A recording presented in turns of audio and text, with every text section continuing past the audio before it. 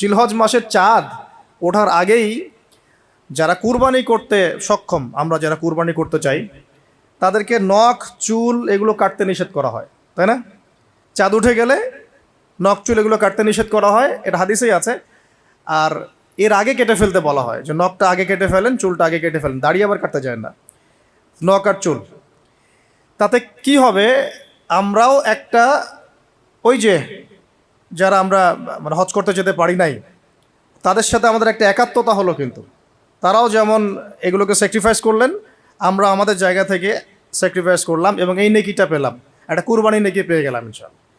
কিন্তু আমি কিন্তু ওখানে গিয়ে কুরবানি করতে পারি নাই, তাহলে সারা মুসলিম বিশ্বের সাথে একটা একাত্মতা পোষণ করা হলো, ইউনিটি দেখা হচ্ছে এখানে। তো এই জিনিসটাই ওখানে তারা তওবা করেন, আমরা এই সারা এই 10টা দিন 10টা রাত তওবা ইস্তেগফার করতে থাকবো। আল্লাহ পাক তৌফিক দান করেন। আমি কমপক্ষে দিনে 100 বার আস্তাগফিরুল্লাহ ওয়া আতুবু ইলাইহি এটা বলা উচিত।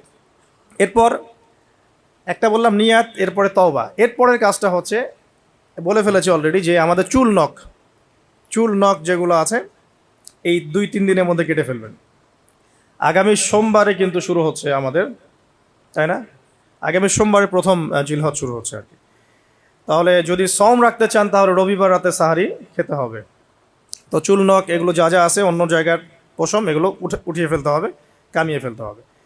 তো জিলহজ মাসের স্পেশাল ফজিলত হচ্ছে এই, নবী সাল্লাল্লাহু আলাইহি ওয়াসাল্লাম বলেছেন যে আল্লাহ পাকের কাছে জিলহজ মাসের প্রথম 10 দিনের নেক আমল, আল্লাহ পাকের কাছে জিলহজ মাসের প্রথম 10 দিনের নেক আমলের অপেক্ষা উত্তম অন্য কোনো আমল নাই। সাহাবীরা প্রশ্ন করলেন যে ওয়ালাল জিহাদু ফি সাবিলিল্লাহ ইয়া রাসূলুল্লাহ, আল্লাহর রাস্তায় জিহাদও কি নয়? নবী সাল্লাল্লাহু আলাইহি ওয়াসাল্লাম বলছেন ওয়ালাল জিহাদু ফি সাবিলিল্লাহ, এমন কি আল্লাহর পথে জিহাদও নয়। তবে সেই ব্যক্তির কথা ভিন্ন, যে ব্যক্তি তার মাল এবং তার নফস নিয়ে বের হয়ে গেছে কিন্তু এটা কোনো কিছু নিয়েই ফেরত আসে নাই, মানে সে শহীদ হয়ে গেছে, সেই ব্যক্তির কথা ভিন্ন। বাকি এই 10 দিনের নেকা আমল আল্লাহ পাকের কাছে অন্য সমস্ত নেকা আমল চাইতে শ্রেষ্ঠ এবং উত্তম। আল্লাহ পাক সূরা ফজরের মধ্যে এই 10 দিনের কথা বলেছেন, ওয়াল ফজরি মানে প্রভাতের কসম বা ফজরের কসম, ওয়া লায়ালিন আশর এবং 10 রাতের কসম। এই ওয়া লায়ালিন আশর 10 রাত বলতে মুফাসসিরিনে কেরাম এই জিলহজের প্রথম 10 দিনকে বোঝান, এই 10 রাতকে বোঝান। আবার সূরা ওয়াস-সামাই যাতিল বুরুজ, আমরা সূরা বুরুজ পড়ি, ওয়াল ইয়াউমিল মাউউদ ওয়া শাহিদি ওয়া মাশহুদ, এখানে শাহিদ বলতে আরাফার দিনকে বোঝানো হয়, ওয়া মাশহুদ বলতে জুমার দিনকে বোঝানো হয়। তো এই আরাফার দিনও কিন্তু এই 10 দিনের মধ্যেই পড়ে গেছে। আরেকটা হাদিসে এসেছে যে এই 10 দিনের মধ্যে যে আরাফার দিনটা আছে, এই আরাফার দিন সম্পর্কে নবী সাল্লাল্লাহু আলাইহি ওয়াসাল্লামকে জিজ্ঞাসা করা হচ্ছে, ইয়া রাসূলুল্লাহ এই দিনের ফজিলত কি? নবী করিম সাল্লাল্লাহু আলাইহি ওয়াসাল্লাম বলছেন আহতাসিবু আলাল্লাহ, আমি আল্লাহর কাছে আশা করি যে এই দিন মানে আরাফার দিনের সিয়াম রোজা, এটা কি হবে, কাফারা মানে মাফের কারণ হবে, গুনাহ মাফের মোচনের কারণ হবে, সানাতাল্লাতি ক্বাবলা ওয়া সানাতাল্লাতি বাদা, মানে বিগত 1 বছরের আগামী 1 বছরের 2 বছরের গুনাহ মাফের কারণ হবে একটা রোজা আরাফার সওম। মাশাআল্লাহ, সুবহানাল্লাহ। তো এই 10 দিন এর মধ্যেও পড়ে গেছে আবার হজ, এই 10 দিনের মধ্যেই পড়ে গেছে কি হজও এর মধ্যে, আবার কোরবানি নাহার এটাও এর মধ্যে।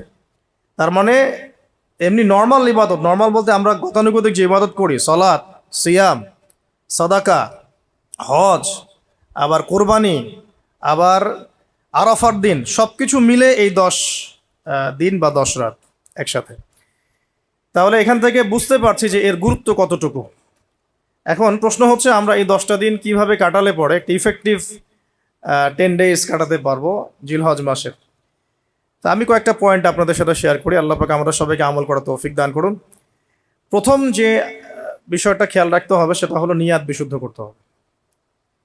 প্রতিটা হাদিস গ্রন্থের একটা মৌলিক হাদিস হলো ইন্নামাল আমালু বিন্নিয়াত, আর একটা হাদিস হচ্ছে ইন্নামাল আমালু বিল খাওয়াতিম। আমল ডিপেন্ড করে নিয়াতের উপরে এবং আমল ডিপেন্ড করে শেষ পরিণতির উপরে। মানে একজন মানুষ ভালো পথে চলতে চলতে খারাপ হয়ে গেল, ওই অবস্থায় মৌত হলো, তার পরিণতি ভালো হলো না। একজন মানুষ খারাপ পথে চলছে, তওবা করে ফিরে আসলো, এসে ভালো পথে চলা শুরু করে এখানে মৃত্যুবরণ করলো, তার পরিণতি ভালো হবে। ইন্নামাল আমালু বিল খাওয়াতিম, আমল শেষের উপর নির্ভর করে, আর আমরা তো জানি না যে কার শেষ কখন। এই কারণে সবসময় আমলে ব্যস্ত থাকা উচিত। আল্লাহ পাক তৌফিক দান করুন। আল্লামা তাকি উসমানী দামাত বারাকাতহু, তার উস্তাদ তাকে বলতেন, তিনি তার কিতাবে লিখেছেন যে আমার উস্তাদ আমাকে বলতেন, আমার শাইখ আমাকে বলতেন যে প্রতিদিন দেহের যেমন খোরাক আছে ঠিক তেমনি প্রতিদিন আত্মার খোরাক জোগাড় করো। প্রতিদিন দেহের খোরাকের জন্য আমরা 5 বার 3 বার 4 বার খাওয়া দাওয়া করি, নাস্তা খাই, সব মিলে 4-5 বার খাওয়া দাওয়া করি, পানি পান করি, ভিটামিন নেই, প্রোটিন নেই, কার্বোহাইড্রেট নেই, মিনারেলস নেই, তাই না? দুধ খাই, কত কি খাই। তো এগুলো দেহের খাবার।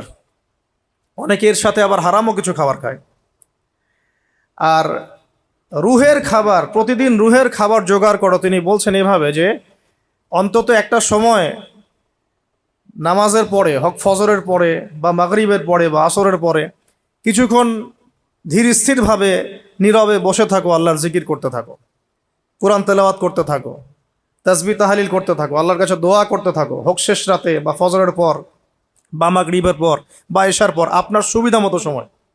ফজরের পর করতে পারলে বেশি ভালো হয়, শেষ রাত্রে করতে পারলে বেশি ভালো হয়। তো তার উস্তাদ তাকে বলতেন এটা হলো আত্মার খোরাক, এর মধ্য দিয়ে আমরা আত্মার খাবার পাই। আত্মা অসুস্থ হয়ে গেলে দেহ সুস্থ থাকে না। আমাদের সমাজে আমরা যারা চলাফেরা করছি আমাদের বেশিরভাগের প্রবলেম একটা, আমাদের আত্মাগুলো দূষিত। এখন আত্মাগুলো দূষিত, এটা আমি 100% গ্যারেন্টি দিয়ে বলতে পারি। আত্মা দূষিত না হলে আমাদের চোখের হেফাজত করা সহজ হতো। আত্মা দূষিত না হলে আমাদেরকে সলাতে আসতে এত বেগ পেতে হতো না। আত্মা দূষিত না হলে সদাকা জাকাত দিতে মনের মধ্যে এত কণ্ঠতা, বা কি বলবো, এত মানে কনজাস্টেড ভাবনা চিন্তা আসতো না। আত্মা দূষিত না হলে কিন্তু আমরা আল্লাহ পাকের বিধান পালনে এত যুক্তি বিজ্ঞান দর্শন খুঁজতাম না। মানে আমাদের আত্মা কিন্তু অলরেডি করাপ্টেড। তো এটা নিজের বিবেকের সাথে প্রশ্ন করলেই পাওয়া যাবে, আয়নার সামনে দাঁড়ালে। তো এই আত্মা এখন বিশুদ্ধ করার জন্য আল্লাহ পাকে মৌসুমগুলো দিয়েছে। এই 10 দিন আমরা প্রথম যে কাজটা করতে পারি সেটা হলো নিয়তটা বিশুদ্ধ করা, যে আমি প্রত্যেকটা কাজ আল্লাহ পাকের সন্তুষ্টির জন্য করছি। এর আগে যারা দিনের পথে চলেছেন, কাজ করেছেন, শ্রম দিয়েছেন, দায়ী ছিলেন, মুহাদ্দিস, মুফতি, মুজাহিদ তারা ছিলেন, তারা একটা বিষয়ে খুব খেয়াল রাখতেন। অনেকগুলো কিতাব পড়াশোনা করে এই জিনিসটা আমি পেয়েছি, অনেকগুলো কিতাবই আছে, যে তারা যে কোনো কাজ করার আগে একটু ধীর স্থিরভাবে বসতেন বা 1 মিনিট একটু চিন্তা করতেন, আগে নিয়তটা খালেস করতেন, আমি এই কাজটা আল্লাহর জন্য করছি। আমরা ব্যস্ততার সাথে অনেক সময় চলাফেরা করে এই নিয়তটা খালেস করার সময় পাই না।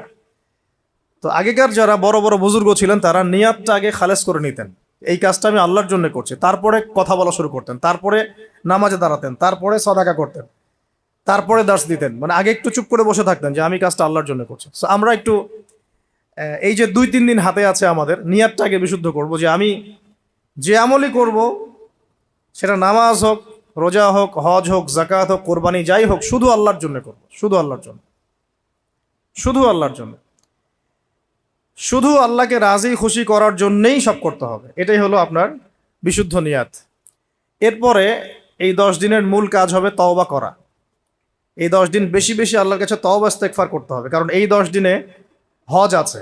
আর হজের সময় আরাফার মাঠে যে হাজিরা অবস্থান করেন, বলা হচ্ছে যে আরাফার মাঠে কোনো হাজি যদি 1 মিনিটও অবস্থান করে তার হজ হয়ে গেছে। এত গুরুত্বপূর্ণ। দেখেন, এখন যদি আরাফার মাঠে গিয়ে আমি 6 মাস বসে থাকি, ওই ফজিলত পাবো না যা ওই সময় পাবো। এটা আল্লাহর হুকুম, আল্লাহর হুকুমের এহমিয়ত এটা। এখন যদি আমি আপনি আরাফার মাঠে বসে থাকি সারাদিন সারা রাত, ওই ফজিলত পাবো না যেটা হজের সময় পাওয়া যাচ্ছে। হজের মাঠে, আরাফার মাঠে যত হাজিরা আসবে, লক্ষ লক্ষ হাজি, তাদেরকে উদ্দেশ্য করে আল্লাহ পাক বলেন, ফেরেশতাদেরকে বলেন, দেখো আমার বান্দারা কি চায়, দেখো ওরা উস্কো খুস্কো চুল নিয়ে এসেছে, ধুলো মলিন হয়ে এসেছে। আল্লাহ পাক বলেন তোমরা সাক্ষী থাকো, আমি তাদেরকে মাফ করে দিলাম। আরেকটা জায়গা আছে যে ওই দিন আল্লাহ রাব্বুল আলামিন এত অধিক সংখ্যক বান্দাকে জাহান্নাম থেকে মুক্তি দেন যেটা আর কখনো দেন না, এবং ওই দিন শয়তান নিরাশ হয়ে পড়ে। তাহলে এই 10 দিনে আমরা যারা যেতে পারছি না হজে, আমাদের কাজটা তাদের সাথে একাত্মতা পোষণ করে তওবা করতে থাকে। মানে ইউনিটিটা কেন? যেমন ধরুন একটা হাদিস বলি যে আরাফার এই জিলহজ মাসের চাঁদ ওঠার আগেই যারা কুরবানি করতে সক্ষম, আমরা যারা কুরবানি করতে চাই, তাদেরকে নখ চুল এগুলো কাটতে নিষেধ করা হয়, তাই না? চাঁদ উঠে গেলে নখ চুল এগুলো কাটতে নিষেধ করা হয়, এটা হাদিসেই আছে।